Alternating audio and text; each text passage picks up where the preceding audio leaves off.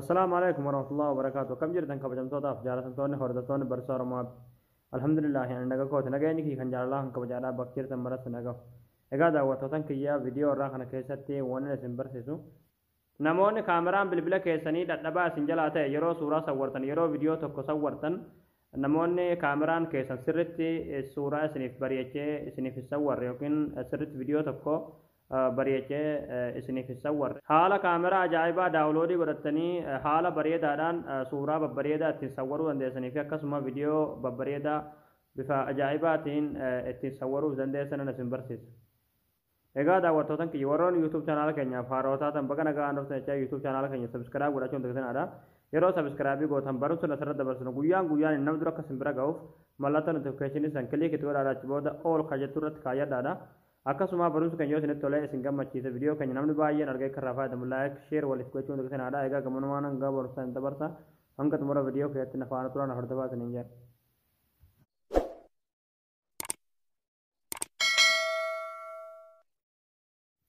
Hayyee daawwattootaan kiyyaa kaameraa chikinoo kana asirratti bilbila kiyyarratti argaa jirtan kana kaameraan kun bifa ajaa'ibaatti isiniif waraabaa jechuudha. Warroonni kaameraan bilbila keessanii dadhabaa isin jalaa ta'e jechuudha yookiin sirriitti isiniif isa warre yeroo viidiyoo waraabdaniis ta'e yeroo suuraa sawwartaniis ta'e kaameraan bilbila tokko dadhabaadha jechuudha isinii galee. Kanaafuu namoonni kaameraa bilbila keessanii tuffattan jechuudha.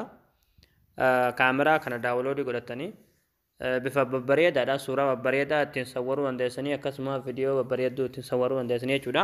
Kaamericha eessa arganna yoo ta'an jechuudha. Pilaastorii keessanii galtanii achi booda bakka search kanarratti jechuudha HD kaameraa for Android jettanii barreessitanii achi booda kaameraan hedduutu isiniif ba'a jechuudha.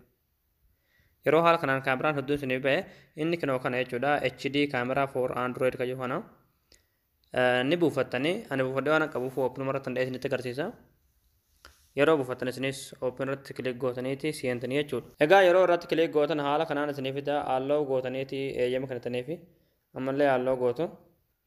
Egaa achi booda haala kanaan kun akkuma argaa jirtan kana isiniif sawwara jechuudha isinii galee. Asirratti footoo ka jedhu suuraadha ammallee viidiyoo barbaadan. Haala kanaan bifa ajaa'ibaatiin bifa isinitti toluun itti sawwartan jechuudha isinii galee. Akka ajaa'ibaatti isiniif sawwara jechuudha isinii galee. Ammallee asol kana jechuudha bakka sarara irratti kilik gootanii achi booda settings ka jedhu kilik gootanii achi booda haala kanaan as kee dhuftaniiti asirratti yoo barbaadan saayizii isaadha qulqullina isaadha sirreessuu dandeessan jechuudha. Asirratti kan photo size ka jedhu kilik gootanii saayizii barbaadarra kaayyachuu dandeessan jechuudha.